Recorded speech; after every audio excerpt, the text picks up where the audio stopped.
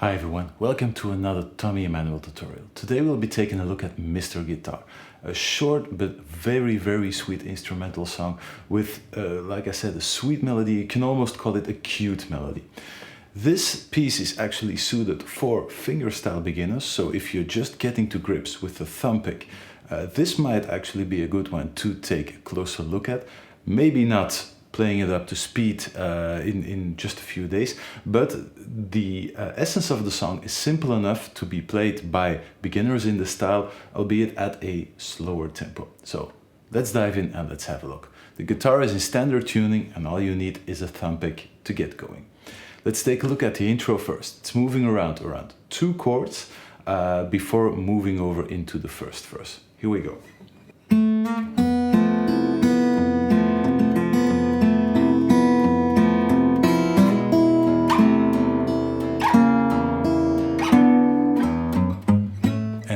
Off into the next section. So as you can see, there's only 2 chords. You're playing off an F chord and an E chord. Now on the F chord, you're not putting down the whole bar. You're playing an F chord as you would on the first fret, but you're lifting up the bar so you get an open B and E string on top of the chord.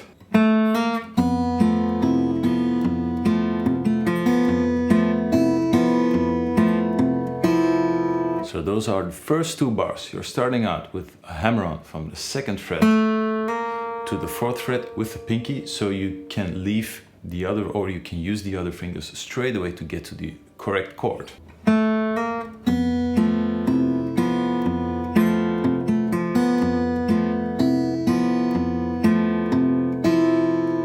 So if you're used to playing with a thumb pick, the bass part in itself shouldn't pose any real problems. It's always the well-known alternating thumb pick style by Tommy Emmanuel, and most melody notes are actually open strings, so it shouldn't be that difficult to keep them ringing out.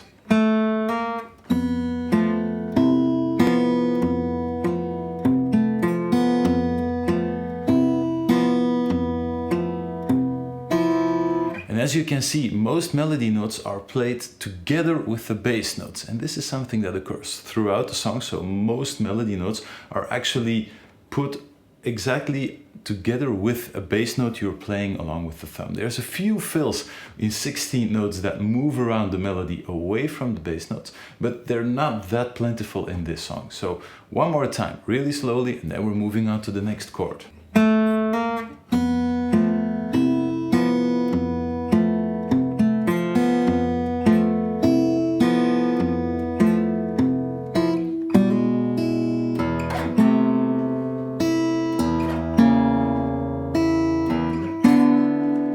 And that was already the next part. So as you can see, we're moving to an E chord,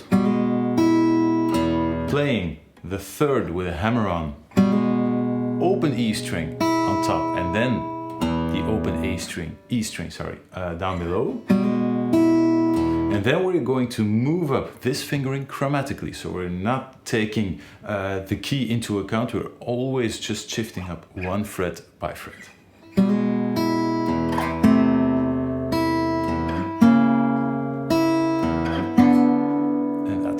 Once we arrive at the 4th fret with the index finger and the 5th fret with the middle finger, that's when we transfer to the verse. So one more time that part on the E chord.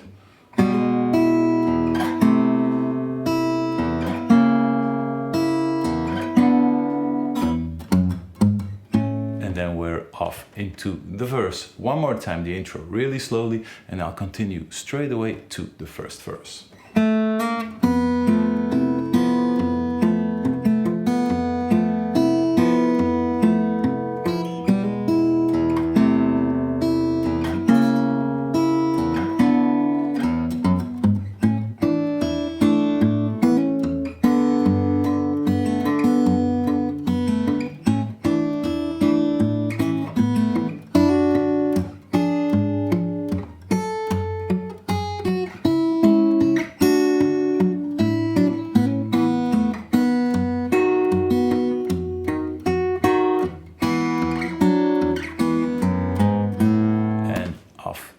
The repeat of the first verse. So let's start out with the very first verse. This piece is actually suited for beginners because the basic of the piece is the bass notes are always moving in eighth notes, and so is the melody. If you watch Tommy live, as usual, he plays a lot of fills and a lot of faster parts as well, but we can reduce the melody to basic eighth notes. So that's what I'm going to do for this very first part of the verse. And then in the second part, I will learn you the variation on the melody in 16 notes that Tommy Emmanuel plays most of the time, and you will see that this variation will also pop up in the next section, as in the chorus or even the ending part. Here we go. So this is the melody in 8 notes, really slowly.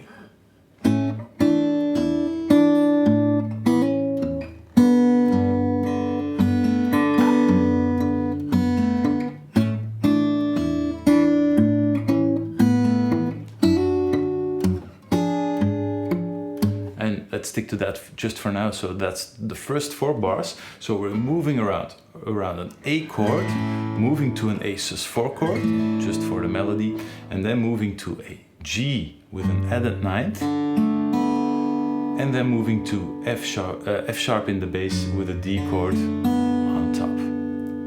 The melody. 2, 3, 4.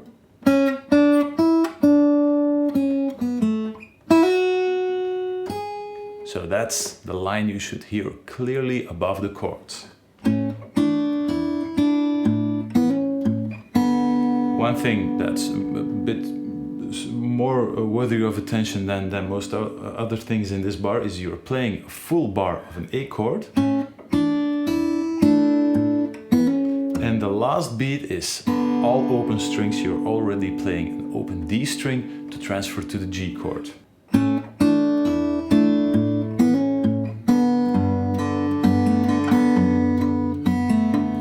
Those few faster notes above this bass line is actually a fill. It's not a melody note, and this is something that Tommy changes the whole time. You can basically add any note you like from that G added ninth chord.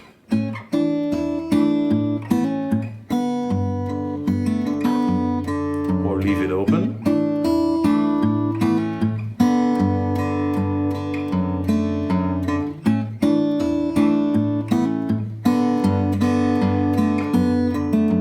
So you can add anything you like, just see what works. If you're still struggling to keep that thumb pattern going, then focus on that and add in the fills later. No need to rush this. On to the next 2 bars. So first 2 bars.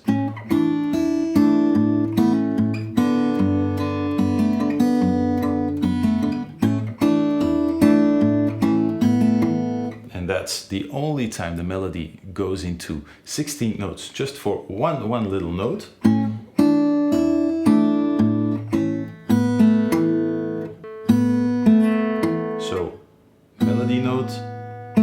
Melody note, and only then the next bass note.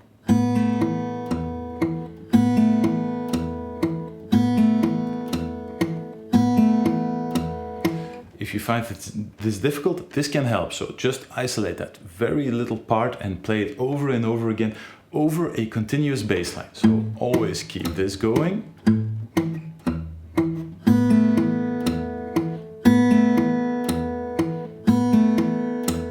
Until that timing feels natural.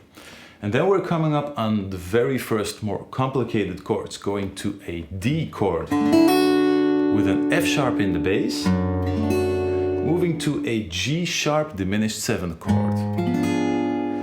People who have played other songs of Tommy will probably recognize the fingering. So a D chord, thumb over the side of the neck for the low bass note, and then to an diminished 7th chord, again with the thumb over the side of the neck. As always, if you find this difficult, playing the bass note with the thumb over the side of the neck, then try adding in an alternative fingering. You could lose the A note, you probably won't be playing it that often anyway, and move over the index finger to the low bass note. And then going to a G sharp diminished chord in the traditional fingering, which means putting down a bar on the 3rd fret, pinky on the high E string, 4th fret, ring finger on the 4th fret of the G string and the middle finger on the 4th fret of the low E string. Same notes. With the thumb and now with the index finger. So it's perfectly possible to replace those two voicings with a voicing you don't need the thumb for. Moving over to an F sharp minor chord, to a C sharp minor chord, D chord, but not in an open voicing, but like in a C shape, moved up 2 frets. And that's maybe something to look out for. You're starting out with a D chord with a bar on the 2nd fret, and then right away you will be lifting off the bar to get an open E string in the melody.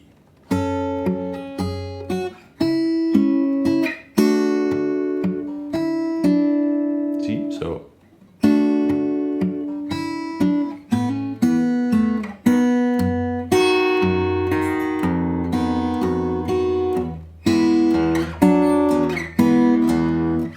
once again from the F sharp minor chord.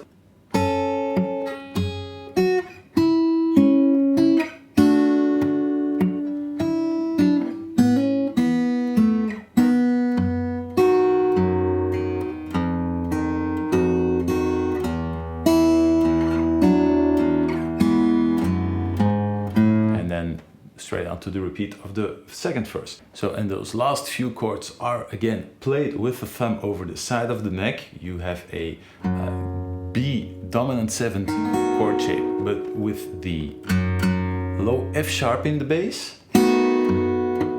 moving that down 1 fret to the 1st fret. To an E chord. And then the bass line again into the repeat of the verse. This one is a bit harder to replace, so you can replace this chord with the middle finger, but then you have to switch around the middle finger and the index finger to get to the 2nd chord. So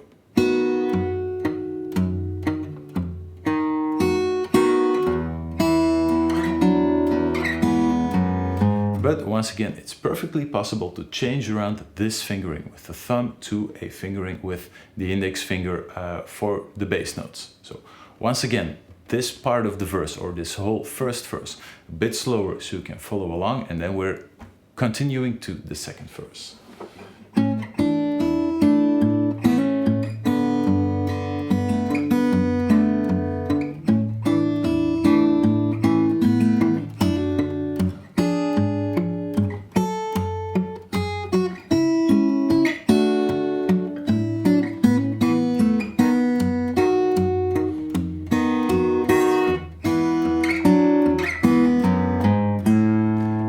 The 2nd verse is basically a full repeat of the 1st verse, but now we will be starting to add in those little fills. And let me play the 2nd verse for you one time and you'll see what I mean right away.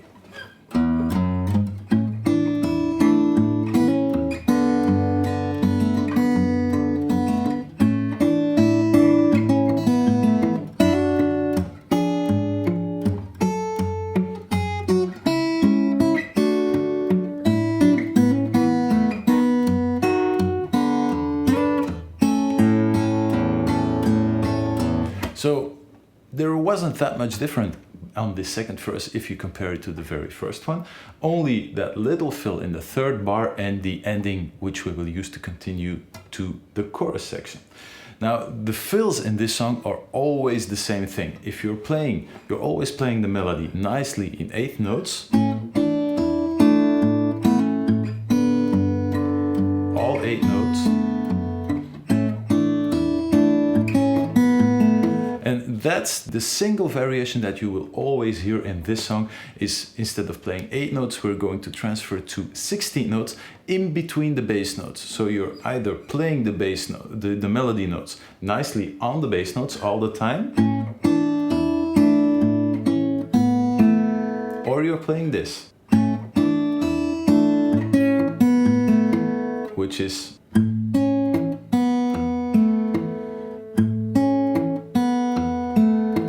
always bass note, melody note, bass note, melody note.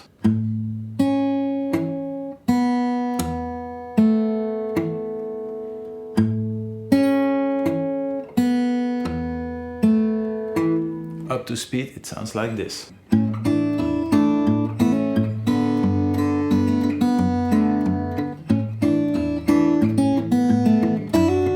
And the rest is exactly the same.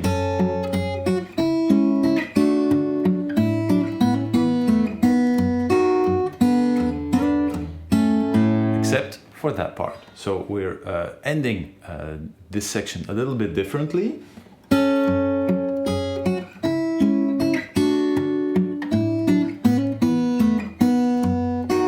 Same chord shape, moving over to an E dominant 7th, sliding a melody in 6th, so sliding from the 5th fret on the G string and the E string to the 7th fret, and ending up on an A chord with the pinky on the high E string 5th fret and a little bar on the 2nd fret. And if you already saw the Lewis and Clark tutorial, this will not be something new. So you're playing the bass note, and instead of always alternating to the D string for that boom chick effect, you will now play a chord in between the bass notes.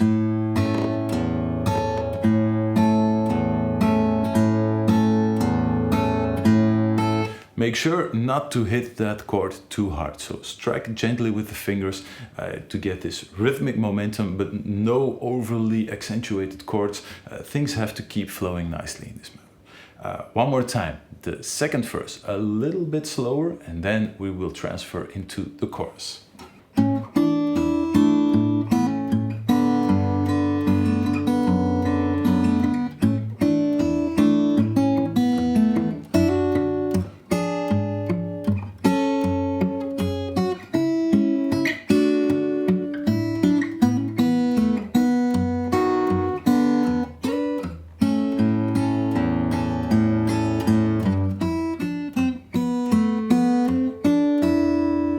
And then we're off into the chorus. Now the chorus can be played in the same way as the verse. You can either pick the melody in straight 8th notes, what I would recommend if you're a beginner in this style, or you can add again some fills in 16 notes, but as you will see, that fill is actually exactly the same thing transferred to a set of new chords. Let me play the chorus for you one time, and then we'll get to the explanation.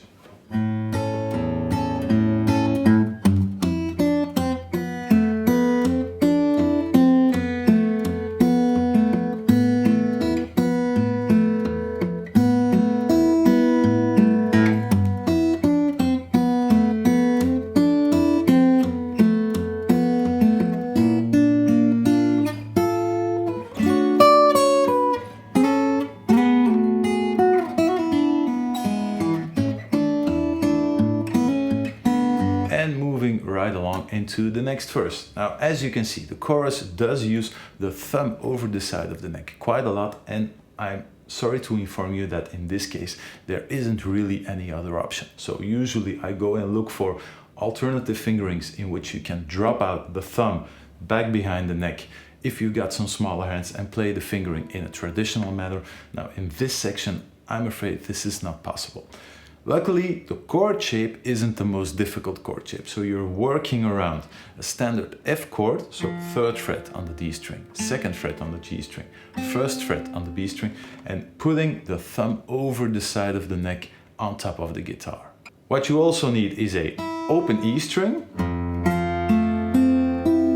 and once you can manage this, so this is basically an F major 7th chord, so 3rd fret, 2nd fret, 1st fret, open string, thumb over the side of the neck. If you can manage this, then this section should work as well in terms of the other fingerings.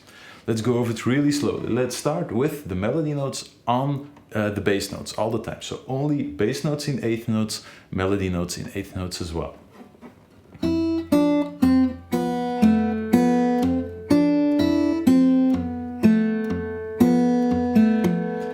That last quicker fill is the exact same thing as you already played in the verse, so that should feel comfortable once you can play the verse. That shouldn't be a problem either.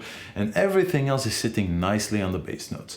In between there are a few hammer-ons and pull-offs tucked away, and if you play those, they should always land, if you pull off, for instance, from the first fret to the open string, it should land nicely on the next bass note.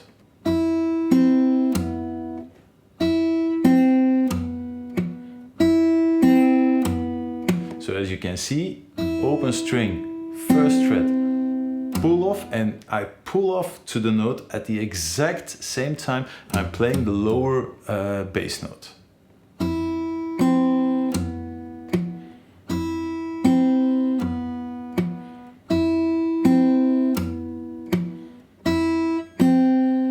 In the first bar there's a hammer-on as well, which uses the exact same line of thought.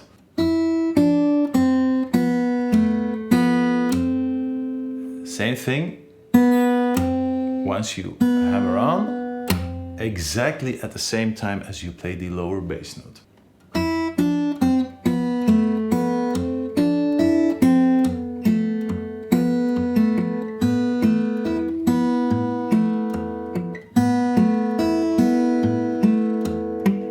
That section over the A chord is not too difficult. You're starting out with an A chord, then to an A with a raised fifth, to an A with an added sixth degree, and finally to a dominant seventh. So this string is moving up chromatically, second fret, third fret, fourth fret, fifth fret.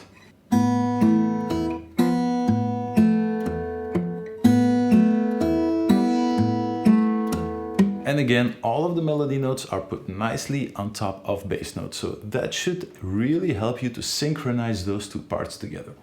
One more time, the first 4 bars of the chorus and then on to the next.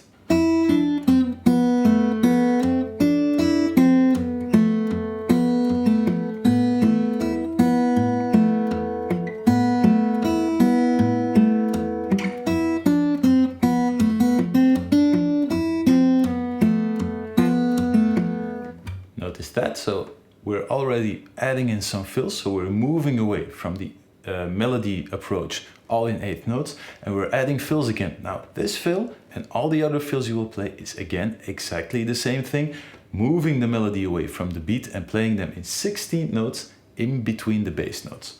So let me play that single bar with the fill added.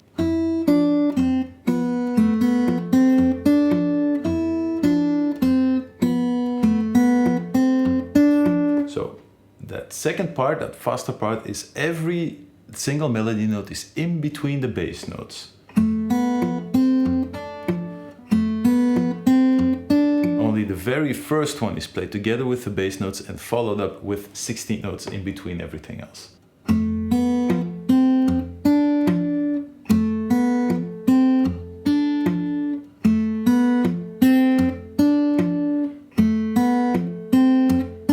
bit more up to speed.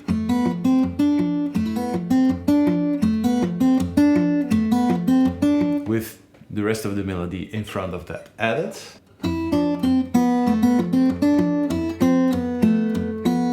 And the second bar is exactly the same as the first time.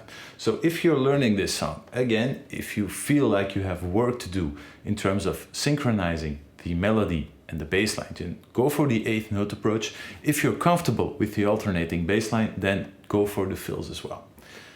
Let's close out the chorus section by playing a B flat chord without a bar, so you're raising the bar of the B flat chord, so you have an open E string on top.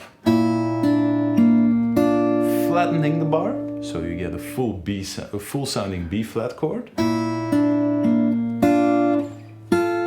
To the 5th fret. You can look at this as a part of a D minor chord, but I'm pretty sure this is meant as a B flat major 7 sound.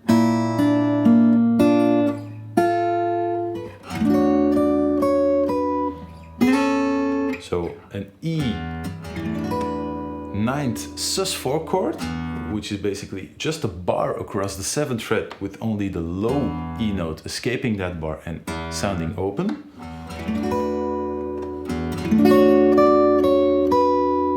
Adding the melody on the 9th fret and the 10th fret. Sliding to a melody in 6th again. 6th fret, sorry, on the G string. 5th fret on the E string. Sliding from the 7th fret to the 9th fret and coming straight back down. playing another melody note at the 4th fret of the high E string, overlapping back to the 7th fret.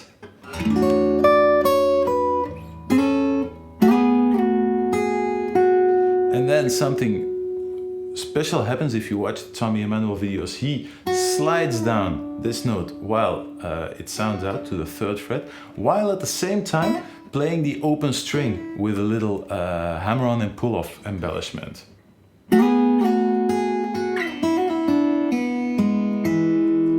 Now when I play this, most of the time this D note doesn't actually sound out when I'm arriving at the 3rd fret, so sometimes I just leave it out. If that quick embellishment goes a bit too fast, you can also skip that one if you want to. So you can play this, which is the easy version, sliding up, back down. Open string, which gives you the time to transfer to the open position for the pull-off, and the E major arpeggio.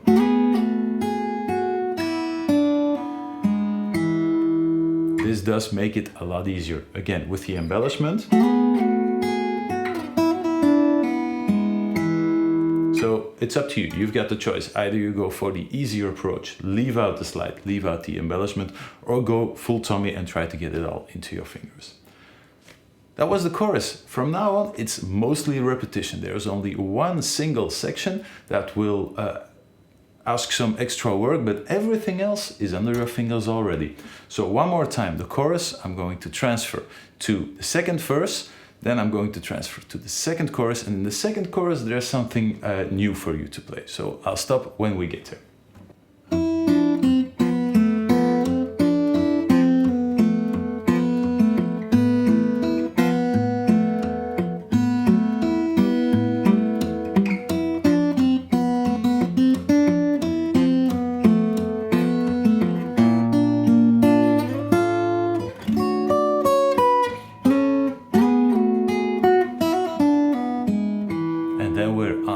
Verse 3, I'm just going to pick up the pace slightly, a bit more up to concert speed.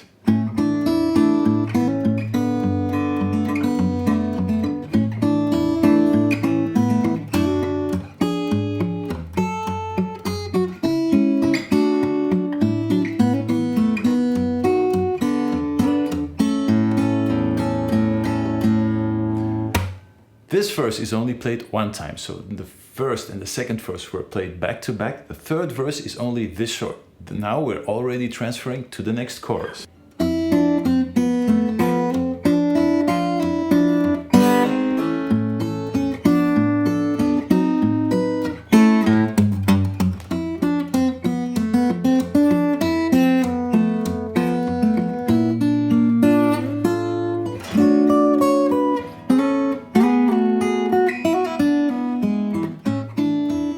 Back to the very last verse. Now, as you can see in this chorus section, there is something that's a little bit different. We're starting out with the same melody,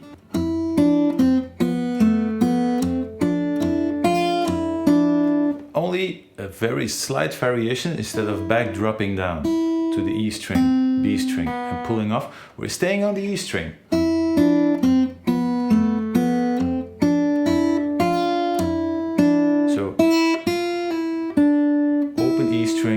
Index finger pulling off and back to the 3rd fret of the B string.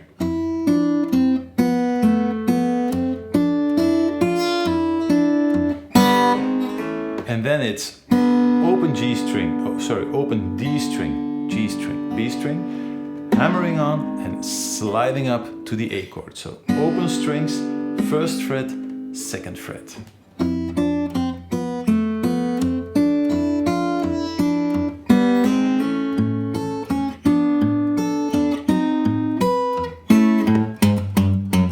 Fingerings aren't that difficult. From an A chord, adding in or moving up the bar to the 3rd fret and adding in the middle finger, and moving that exact same chord shape up again 1 fret and replacing the 5th fret with the 7th fret on top.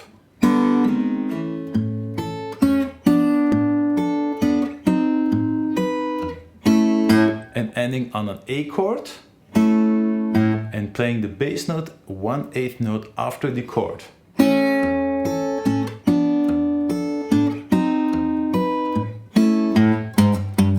And going chromatically down back to the F chord. So open A string, 4th fret on the E string, 3rd fret, 2nd fret, and then transferring again to the thumb to get to the next chord for the chorus section. Let me play that one more time, a bit slower.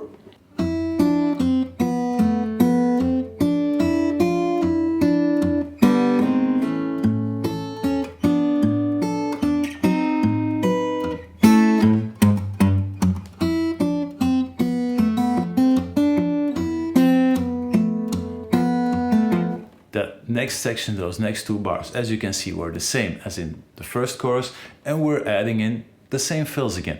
You can choose, maybe you like adding in that fill the very first time as well, so you, instead of playing, you play.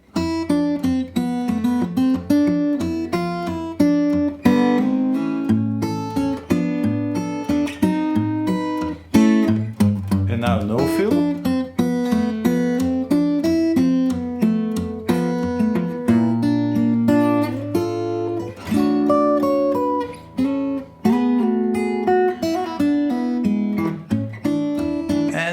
To the last verse section. So as you can see, apart from that 2 bars in between, the rest of the chorus is exactly the same.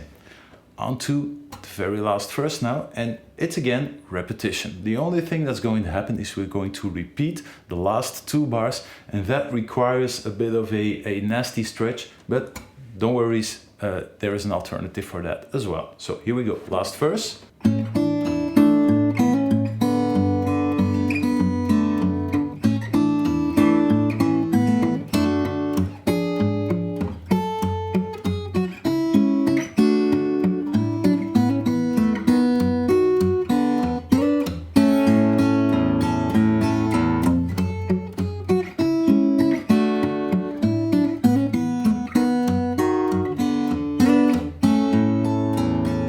And so on and so on. So as you can see, the very first time we're ending on that A chord.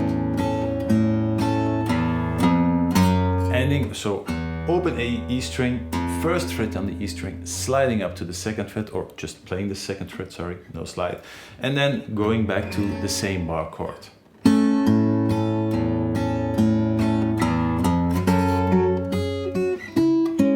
And that melody is already known. So what you can also do, if this is too much to ask of your left hand stretching from the 5th fret to the 1st fret on the low E string, you can also play a G sharp to transfer to the F sharp chord again. So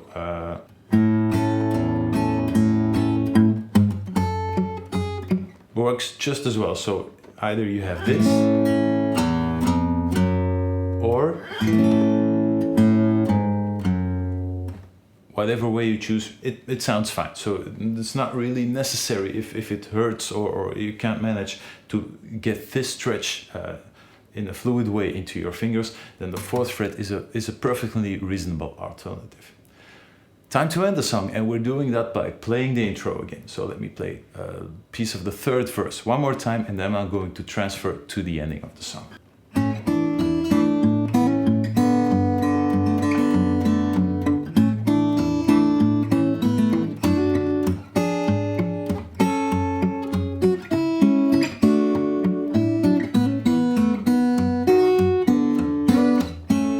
Line.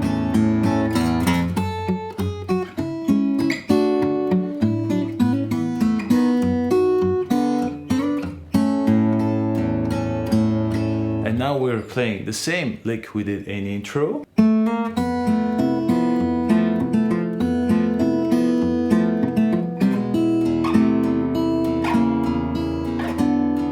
And that's where you can end the song by playing an A chord. Now I'm going to come back on that right away. So what is difficult is playing the strumming pattern on the A chord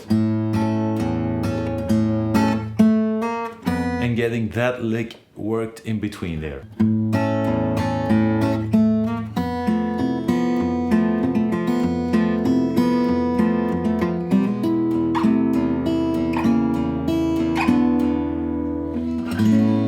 You could end the song there, or you could go full Tommy Emmanuel and play one of his blazing hammer-on and pull-off licks at the end. And he has one for this song as well. Let me play it for you one time, slowly, explain it to you, and then try to get it up to tempo. This is how it goes.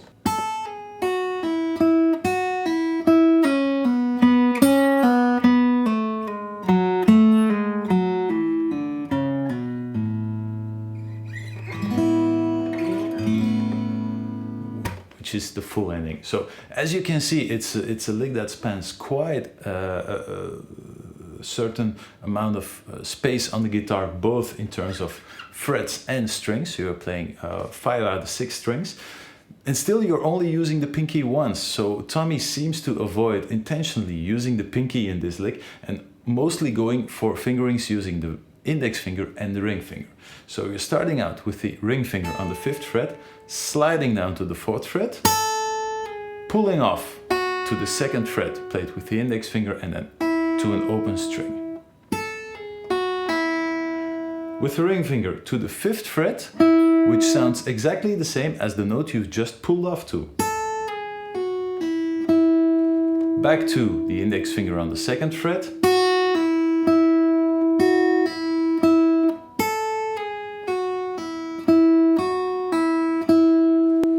that sounds a bit strange because you're playing the same note over and over again, but each time on a different string. So you're playing the open E and an E note as well on the 5th string, 5th fret of the the B string. Sorry.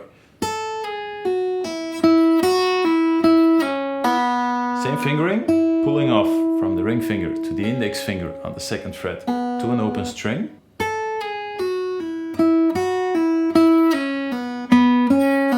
Going, it's the same trick. Pulling off to the B string and playing that note again as a fretted note.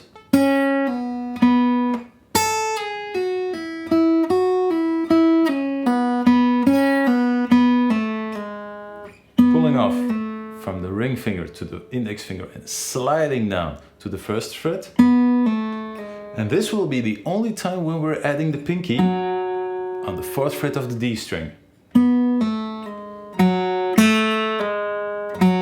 Switching to the ring finger, index finger, pulling off, ring finger, index finger, pulling off.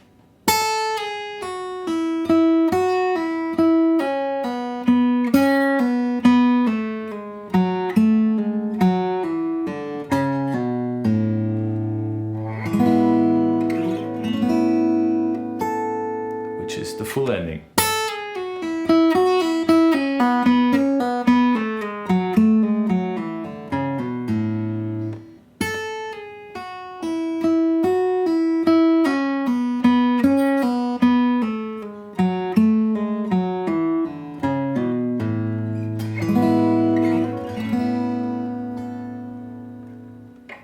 It is a weird fingering, so take your time getting this into your fingers. Maybe experiment, maybe it feels better for you using the pinky on a few places.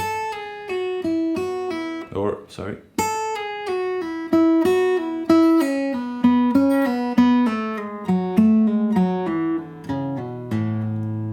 Seems to me a more logical fingering using the pinky a few times, but you do lose a bit of strength when executing those pull-offs, and on an acoustic guitar with a bit heavier strings, that actually takes its toll. So see what fingering works for you, try to work through it. If this doesn't work or work out right away, there's no need to add it to the end of the song. So learn the rest of the song, get it into your fingers, and then as soon as you manage to play this ending lick up to speed, then add it to the rest of the song or add it to the ending.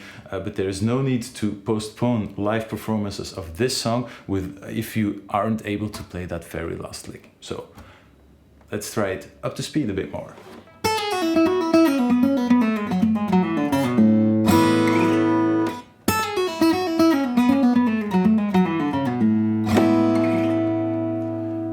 One thing to take into account, if you learn this lick, every note is exactly as long as the next one or the previous one. Exact 16 notes all around. Make sure your slides don't rush your hammer-ons or your pull-offs. I think there are no hammer-ons in this one, but your pull-offs don't rush. So every single note should have the exact same length as the rest.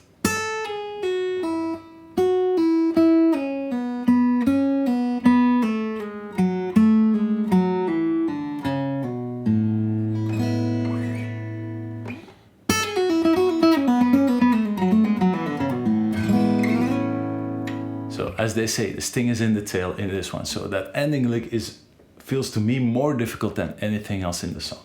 As always, have fun with this time. Take your time, don't rush things, get this into your fingers, and check back on the channel for other Tommy Emmanuel tutorials. See you next time. Bye bye.